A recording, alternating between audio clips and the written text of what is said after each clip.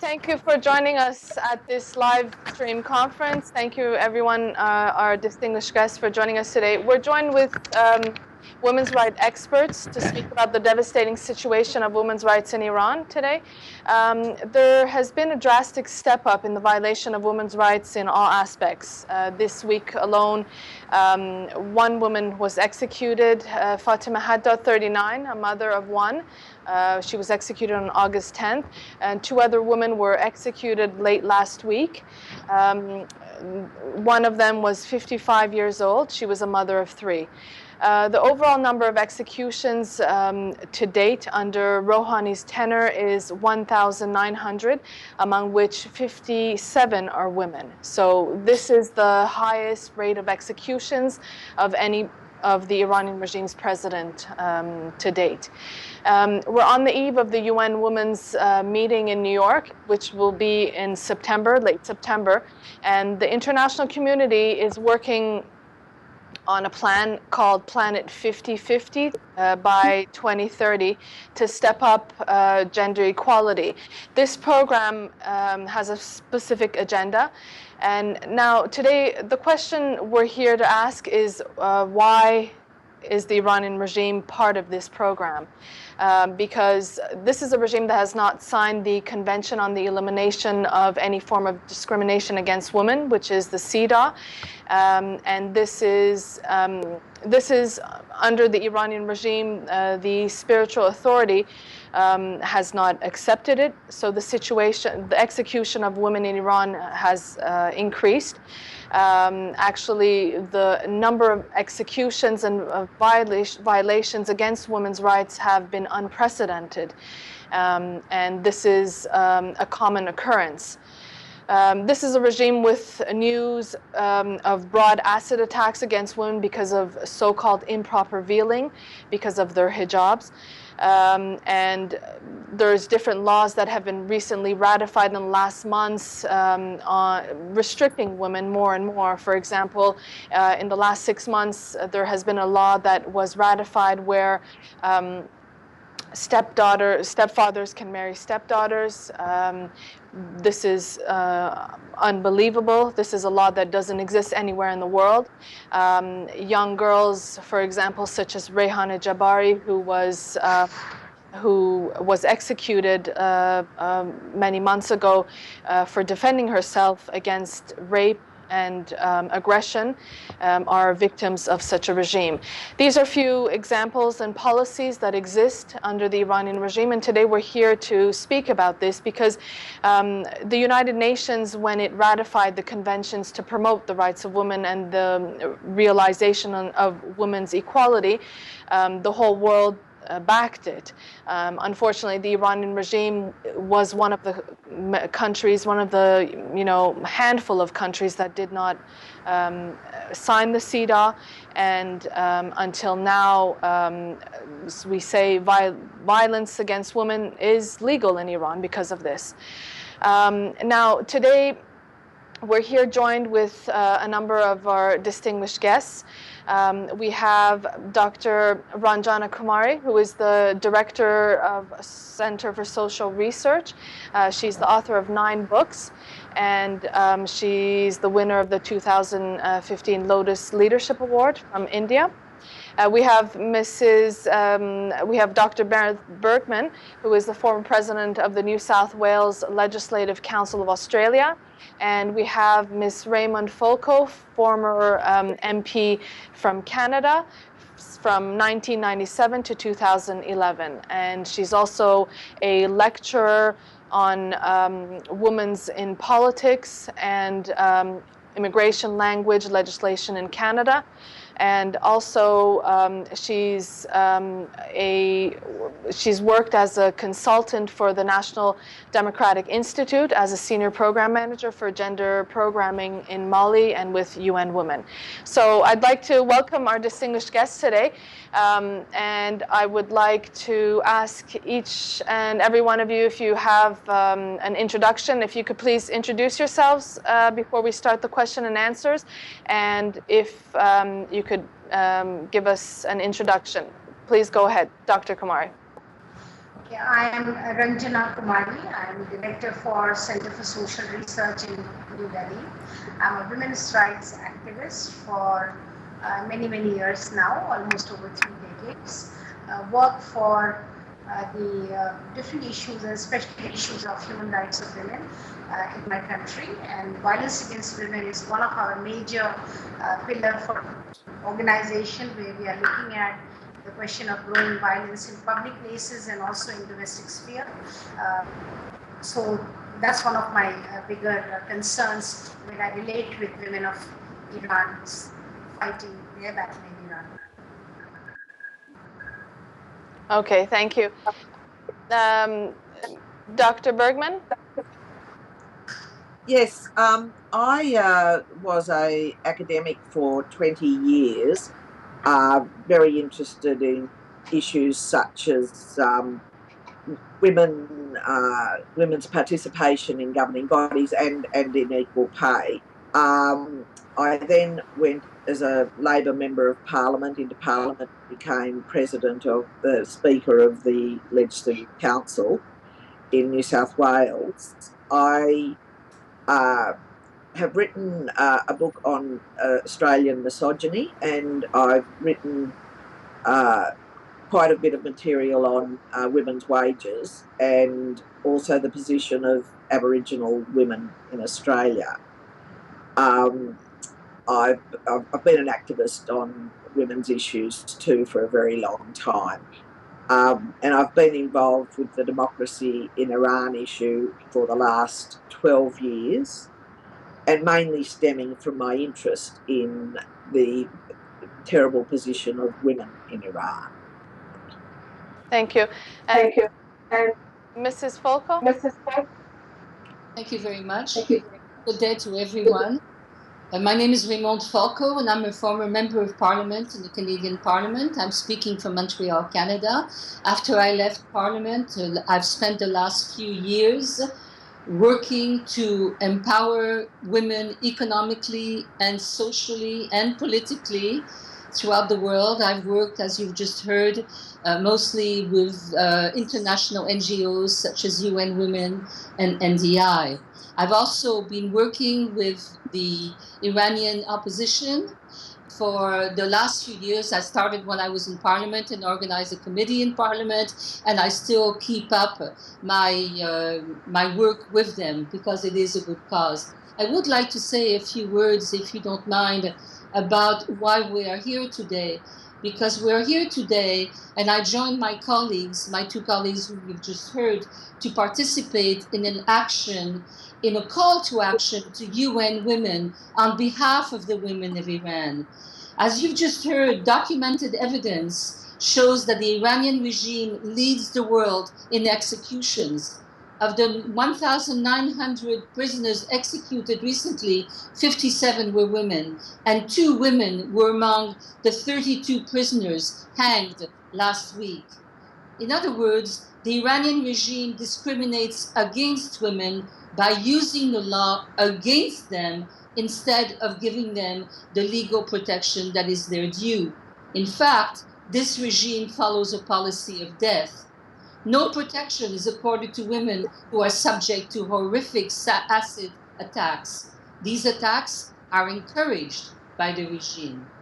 For women who manage to remain within the law and seek employment, the Statistical Center of Iran reports that 54.5% of the unemployed are young women. There is no future for women in Iran. And we have just been informed that new suppressive laws against women have been promulgated by the Iranian parliament. It's a well-known fact that the Iranian people live under suffocating censorship, where satellite signals are jammed and websites dedicated to the arts, social issues, and news are blocked. Thus, the Iranian regime keeps its people from knowing what is really going on in their own country. Thus, it intends to limit, to reduce, and yes, to crush public discontent. But Iranian women and men will not be silenced. We know that Iranian women have taken an active part, a very active part, in anti-regime protests in spite of the horrific dangers in suppressions and public executions. UN Women is to hold a meeting on gender equality and women's empowerment in September. Equality and empowerment are the two pillars promoted by the UN in the CEDAW Convention. CEDAW, C-E-D-A-W, the Convention on the Elimination of All Forms of Discrimination Against Women, is an international treaty adopted in 1979 by the UN General Assembly and described as an international Bill of Rights for women. To date, it has been ratified by 189 states, but Iran is one of 5 states which have refused to sign the convention. The convention promoted women's rights in the public sphere. It outlined their economic and social rights in education, employment, and health. It outlined women's rights to equality in marriage and family life, and equality before the law. These principles are fundamental to women's lives in a society which promotes human rights. Women's rights are human rights. By refusing to sign CEDAW, the Iranian regime rejects the rights of women. We urge UN Women to reconsider its invitation to the Iranian regime to participate in the September conference on gender equality and empowerment. We urge UN Women to bear upon the Iranian regime to be a signatory to the CEDAW Convention.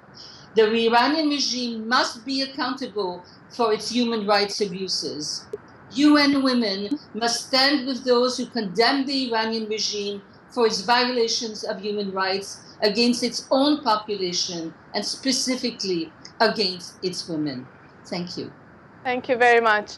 Thank you very much to our dear guests. We're going to start with the question and answers.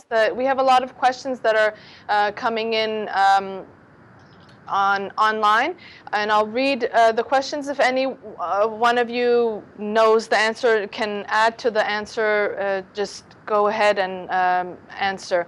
We have our first question that is from a girl from Canada, from Mariam from Canada. She's asking, recently there has been a step up in executions. Why do you think, what kind of message is this, and why do you think the Iranian regime has increased its executions? Well, in my view, it's because they have signed the deal with the Americans, and it's in order to continue to look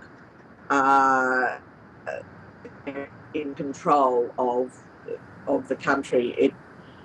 It's a quick and easy way to terrorise the population, to have the executions, and as they do, to have them in public, and also to execute women is to show that they really have no respect for human rights at all, and that I just see it as demonstrating barbarity in order to prove that they're still strong. Yeah. Do any of you want to add? Yeah, I think it's also, in a way, the recent nuclear deal with Iran has given more legitimacy. It is legitimizing all these horrific incidents of violence against women, especially state inflicting brutality on women. I do not understand how that can be tolerated by the United Nations or by the UN Women, and how, without getting into putting a kind of pressure and also building the pressure on Iranian regime, these people are accepting what is happening in Iran, or perhaps looking the other side, and that is what is encouraging the Iranian regime to inflict more and more violence on women, and these executions are a result of that kind of politics. Right. Okay. We have a question from Ms. Hoda Fatwan from the television station Al Akhbariya from Saudi Arabia. She asks, right now women in Iran are under a lot of pressure. What what do we see for the future of women in Iran, inside Iran? What can they do for, to make a change? Well, I think the judging from history, the only way to make a change against a tyrannical regime that doesn't respect its own population is to get together, for everyone to be together and to get rid of that government. There is no way, judging from what has happened since the revolution in Iran, there is no way that we can see that the lot of women has been getting better. Quite the contrary, it's been getting worse as the years go by. So although we'd like to see a change, a democratic change in Iran, which would lead to the freedom, democratic freedom for women and for men, of course, I don't see this happening. I see a tighter control on the part of the regime. And the only way to get rid of this, we've seen this in history, is for people to rise up, as they've already tried to do, and have been cruelly subjugated by the regime. But we don't want to see violence, but democratic change doesn't seem to be in the cards for the Iranian people. Thank you. Does anyone else want to add to that? Well, I have one more, and I think there has to be a strategy where internally people get organized and put as much as pressure, they mobilize, they can use all Gandhian methods to really fight back with the regime in peaceful, non-violent method, because regime is very oppressive. When people will organize, certainly there is going to be a lot of clampdown, and I think to stop that there has to be more noises made on all kinds of international forums, all whatever is available, and especially if the UN Women, which is responsible for getting the CEDAW implemented, is giving space for the representation to the regime, they can send a very strong message to the regime that it is not acceptable, and also the horrific violence like acid attacks, execution, and also killing women in different kinds of pretexts is not acceptable. And that kind of a message has to go from UN platform, because that is the platform externally given for all kinds of peace building and democratic and human rights of women. Right, very good. Let's go. I think I'd just like to add that, yes, once again, looking at the recent agreement with America and the European countries about their nuclear facilities and the gradual lifting of sanctions, I see that as a bit of a problem in terms of a democratic response, because really the economic situation was getting so bad that there was going to be some sort of revolt at some stage. But if the sanctions begin to be lifted, then there will be a slight improvement in the economy, which of course will make it much harder for the democratic forces to organise. Okay, thank you. We have a question from Miss Hoda Fatwan. She wants to know. She asked if each of you could answer. What do you think is the role of women in the Iranian resistance to bring about change and freedom in Iran? What kind of role do women, the Iranian resistance, does it play for, freedom and democracy?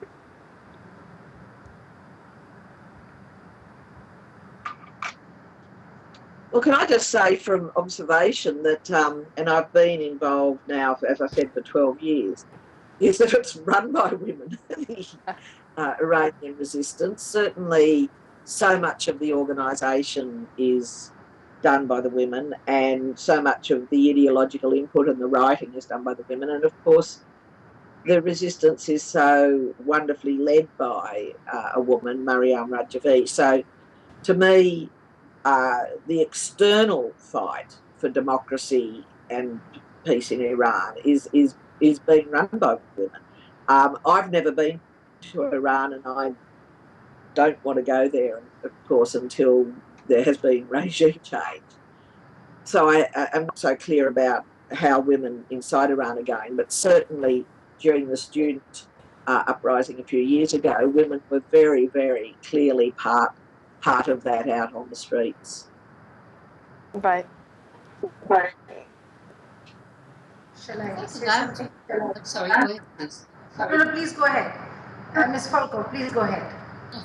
Well, if I can add to that, I think it's extremely important the fact that Madame Rajavi, as a woman, can stand up on international scene and be an example to what a woman can do internationally to help the Iranian people.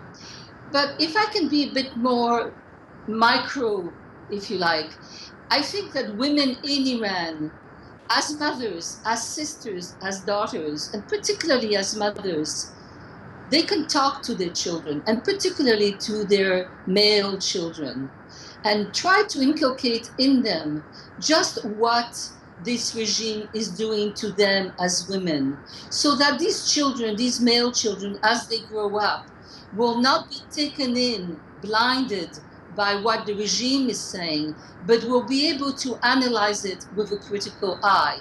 Now, we are talking about generations to come, but these generations, the thinking of these new generations also has to be built. It also has to be not only have a critical eye, but understand what their mothers and their grandmothers' generation has suffered through. And I think that's one aspect of what women can do on a very small scale, perhaps, but I think a very important scale, because it is multiplied by the number of mothers in Iran who can talk to their children, both female and male.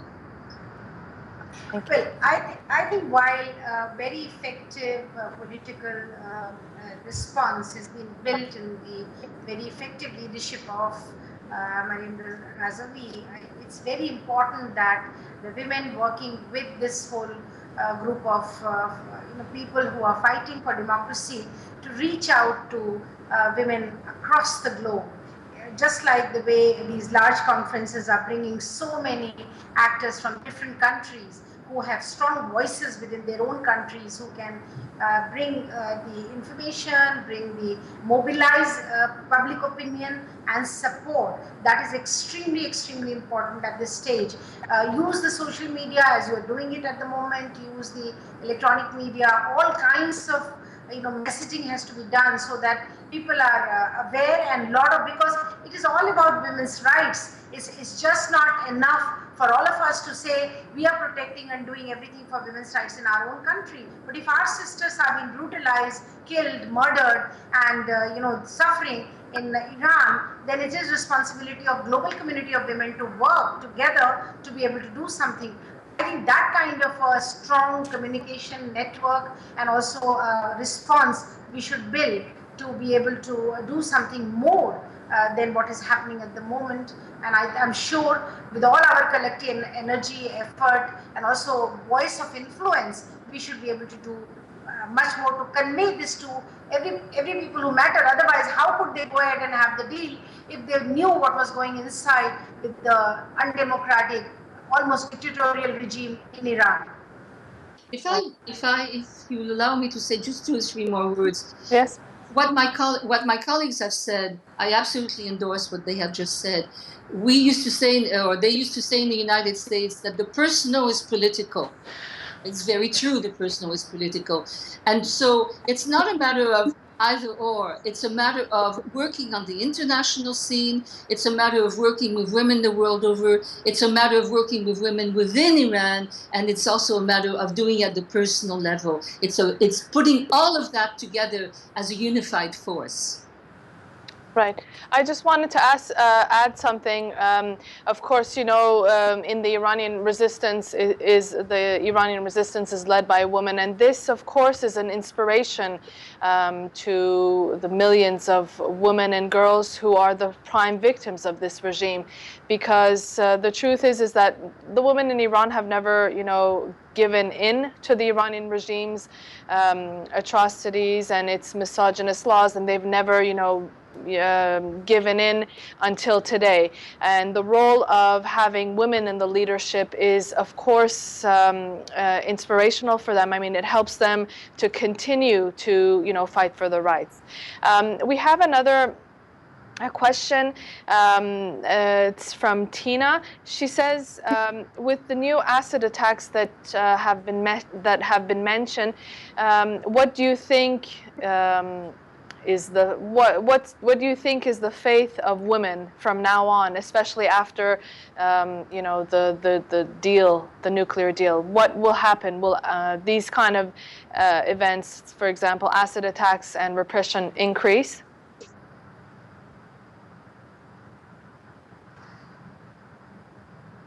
I'm not too sure I understand the question. She's asking, will there be a step up in repression, for example, acid attacks? That acid attacks, for example, in Iran recently have happened only after ratification of new laws that have been implemented, where they've given security forces open hand to attack women who don't abide by the so-called dress code, and there was a wave of acid attacks in the months in the fall and winter, and Tina is asking, will this increase, and will this after the nuclear deal and events, will this be an open hand for more attacks, especially acid attacks against women? Well, that's right. Go ahead. As I said earlier, I think it's important to understand that all the international instruments like CEDAW was created with consensus to be able to put pressure on the national state governments to be to resist from any kind of state-inflicted violence. In fact, it's more important, we do look at domestic violence, public space violence, but in this case it is state which is encouraging violence. Now this is totally intolerable crime, that a state which is supposed to provide protection to citizens under a democratic regime and system, here is this state which is really inflicting all kinds of violence. Right. So this is where CEDAW has to be made very, they have to be forced to sign CEDAW and abide by every single provision that has been made in CEDAW. That is the job of the UN Women and United Nations to do that. And when they are calling for this convention, they should bring the Iranian regime down to signing CEDAW. They should pressurize, or the other alternative is to boycott, because this is not acceptable. What they are doing, an acid attack, in my opinion, is the biggest crime, because it is not killing women once, it is making the woman die every day. Yep. And it's the most excruciating form of experience and that the women go through in this defacing a woman. I mean, this is really not acceptable. This horrific crime has to stop, and all possible agencies, whether it is the Human Rights Commission, International Court of Justice, it is the United Nations, it is the UN Women, every agency has to take cognizance of this and has to act, perhaps suo moto, if they are not able to, they must put pressure on Iranian regime to stop this. Okay, great. Go ahead, Dr. Burns. As I said earlier, I think as the regime feels weakened because of having to agree to, stop their nuclear program, as they feel weakened, I think these attacks will be stepped up, because that threat of barbarity is what gives them some strength. As to the fact that they're not signatories to CEDAW, which might have been a way in which the international community could have put pressure on, but it can't if they're not signatories to it. I think it makes it all the more shameful that they have been invited to this United Nations conference when in fact they are not a signatory to the implement which is meant to protect women from this sort of violence. So I think that's another reason why they should not have been invited to that conference. Right. Okay. We have another question that just came in from Finland, from Maria from Finland. She wants to know what is the role of democratic countries and the women from the equality movement in democratic countries. Could Ms. Folko answer this? Well, I don't want to be the only one to answer because Sure. my two colleagues have obviously done a great deal of work and have a Yes. lot of experience, probably more than I have.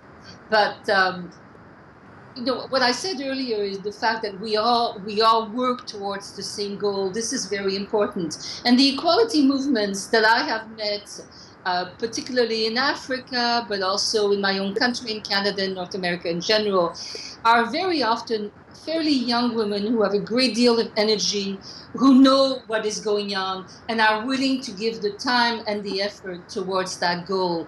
And so I think it's very, very important that these women, first of all, get more information, get together as a composite movement to talk to young women in Iran and to talk to other young women so that the movement can grow, can intensify, and that they should be represented.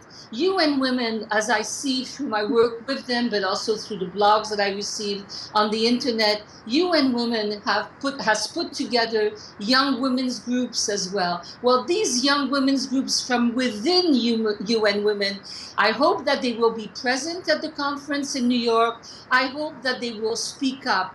If the Iranian women representing the Iranian regime come to New York, as they probably will, then there should be within UN Women, young women, the equality movement and others present in New York to speak up, to make their voices heard, to show the Iranian women coming from Iran that there is a public opinion, but not only to speak publicly, but to speak privately as well. Because sometimes you get a lot more of the message across on a one-on-one basis rather than speak out publicly, though the public is obviously very important. Right. Dr. Kumar, do you want to add something on that?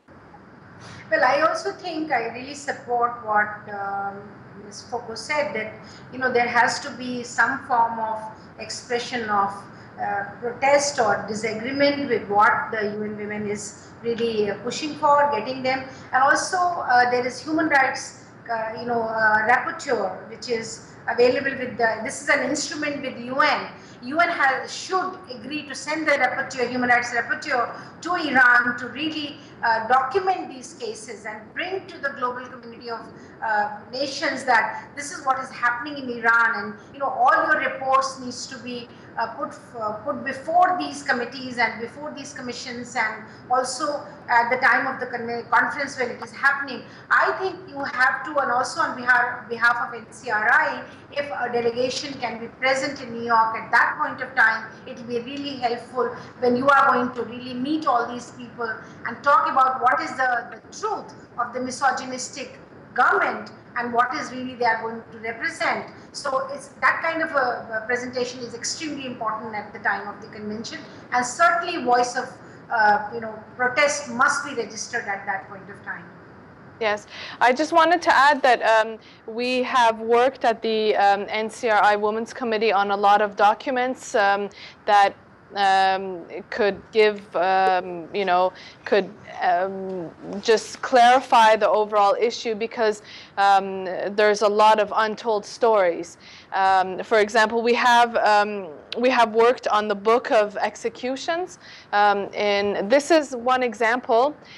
This is the book of executions under Rouhani's tenure, which I explained to you. It was 1,900 executions in the last 2 years. 57 were women, and these are documents that we have the exact information, the names, the informations of all people who have been executed. Now, there's two parts of it. One part is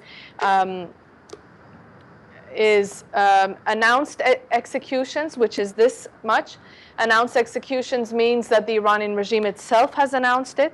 And then the second part is unannounced executions, which is 2 or 3 times more.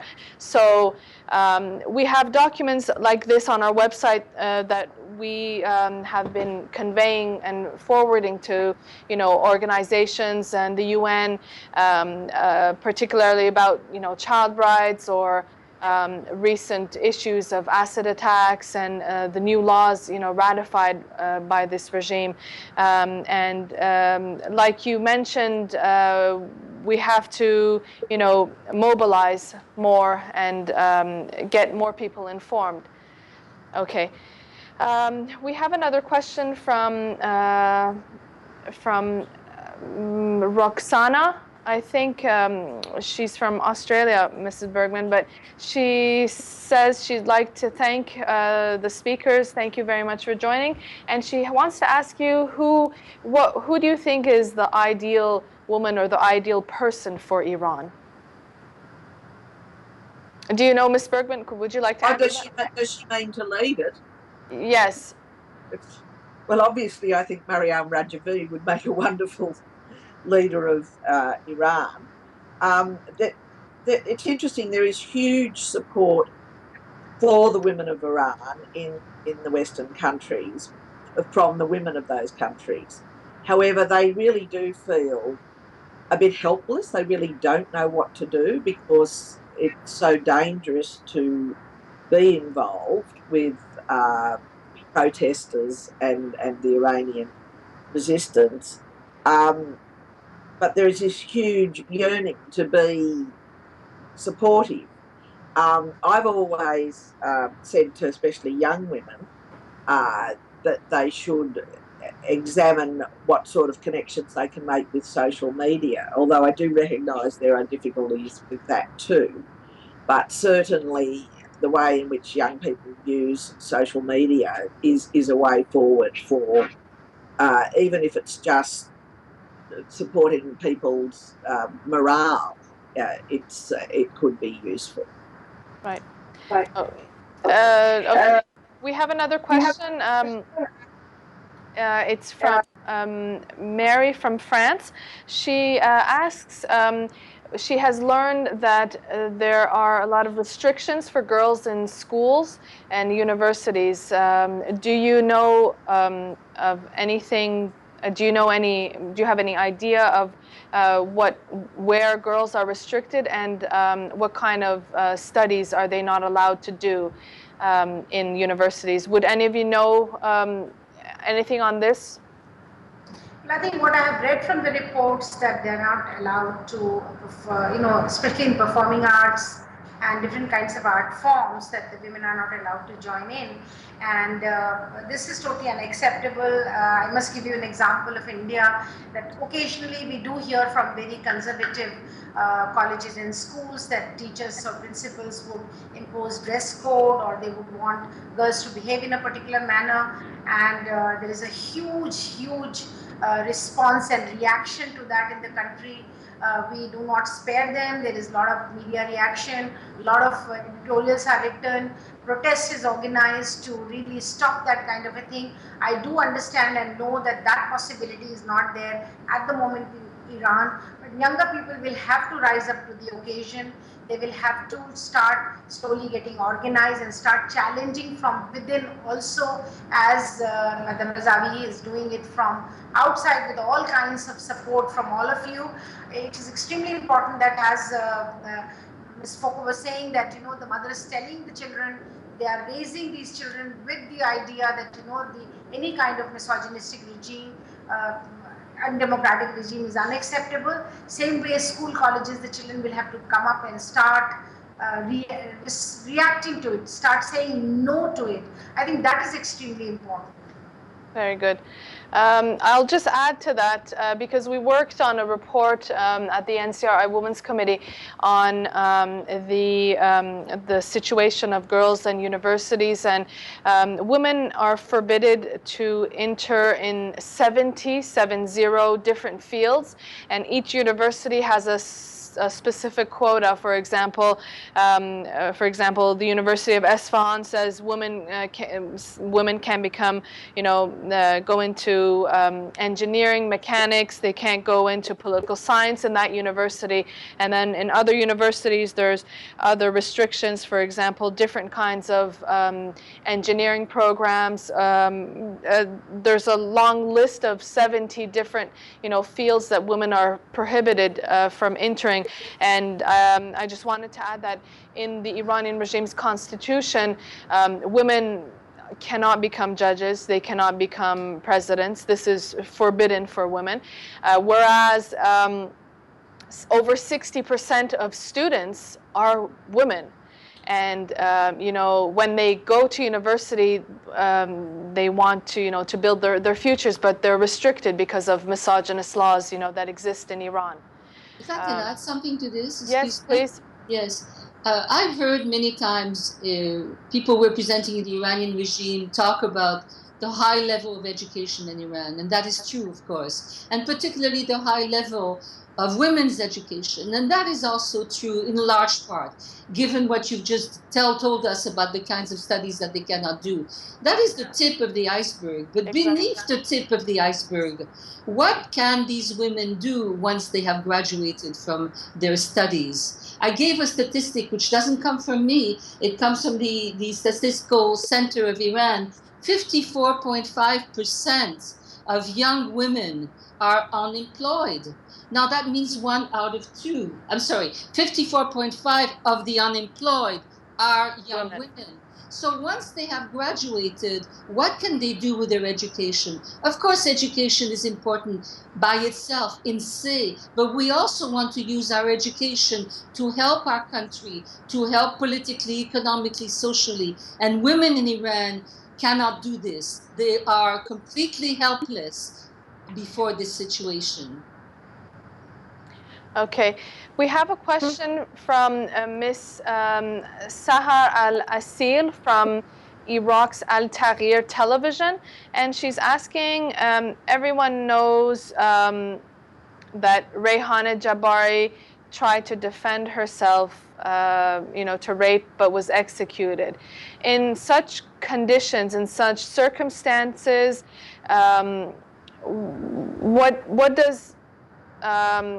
what happens to women's rights when there's such an example that exists, for example, in Iran? What could we do, or what should we do to, protect women?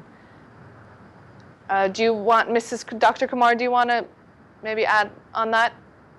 The example I think yes, Rayhana Jabari's incidents really mobilized a lot of public opinion. A lot of women's organizations wrote against it. There was a lot of reaction to it. And I think this is something which is extremely important to get the messages out so that women's groups and organizations can look at it. And also not just women's groups and organizations, what are the human rights groups doing? Because that's extremely important. When we say women's rights are human rights, then they need to look at all these violations. These are the gross violations of human rights.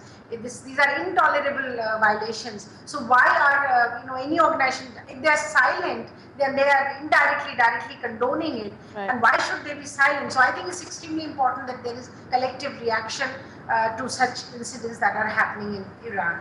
Yes. Okay. I say I have fairly pressed view about Iran. The women in Iran, they're obviously dealing with a government of no goodwill, and I think the only change the situation for women, there is regime change, because the present regime is really not going to be affected by us about human rights or even the rule of law. Right. So your voice was cut off, but you, from what I understood, you say that the best thing is regime change. Well, yes, because you're not dealing with a government of goodwill. Exactly. Miss Dr. Bergman, we have a question from Australia. Mohammed from Australia says, sends his regards to you and wants to ask you, what's your personal message to Iranian women, and what can we do in Australia to improve the situation of the lives of women in Iran? Well, the message to women in Iraq is that women around the world do know how you're suffering, do know the injustices that are occurring to women in Iraq, and we do feel for you, and you have our huge sympathy. There's not much we can do in terms of support and sympathy known to you, except on programs like this, because I know they're eventually seen in Iran. What can we do in Australia? Keep being involved with I'm involved with an organisation called Australian Supporters of Democracy in Iran. And once you get democracy in Iran, once you get a government of goodwill, then things will start changing for women. Thank you. I think if you like Ms. Foucault, and also after Dr. Kumar, if you want to add something yourselves, because I know you probably do have personal messages to women in Iran, and it would be very inspiring. I'm sure those who are online would like to know what your opinion is as well. Go ahead, Ms. Foucault. Thank you. Well, I certainly stand by my colleagues' words about helping the women of Iran. Iran must know, and I hope they know, that in Canada we have several groups, not only of women but of men, of some of them of Iranian origin, but many of them not of Iranian origin, who work towards democracy in Iran.